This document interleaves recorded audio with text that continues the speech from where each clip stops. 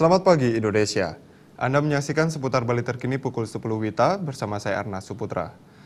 Pemirsa, lesunya perekonomian dewasa ini tidak hanya terjadi di Indonesia, tetapi juga di negara-negara berkembang lainnya. Faktor pemicunya pun cukup banyak. Oleh karena itu, pemerintah diharapkan segera mencarikan solusi agar kondisi ini tidak berlarut-larut. Pengamat ekonomi sekaligus akademisi Undiksa Singaraja Wayan Lesmawan mengatakan, kelesuan ekonomi dewasa ini dipicu oleh banyak faktor, diantaranya kebijakan makro dan mikro pelaku usaha. Pada tahun 2017 ini tidak hanya Indonesia mengalami kelesuan perekonomian.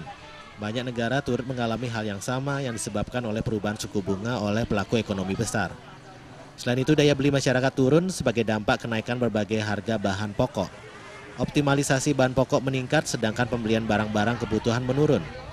Membengkaknya populasi penduduk menyebabkan ekonomi kian lesu. Lapangan pekerjaan semakin berkurang. Posisi Indonesia sebagai negara berkembang sangat rentan. Perubahan manajemen ekonomi langsung berdampak terhadap kondisi ekonomi itu sendiri. Kelesuan aktivitas ekonomi itu dipicu oleh banyak hal, banyak faktor gitu. Itu bisa bermuara dari kebijakan secara makro, bisa juga disebabkan karena aktivitas mikroekonomi yang dilakukan oleh para pelaku ekonomi itu sendiri. Dan tahun 2017 itu memang saya melihat ada akumulasi yang menyebabkan perekonomian bukan hanya di Indonesia, mungkin di beberapa kawasan juga mengalami kelesuan gitu.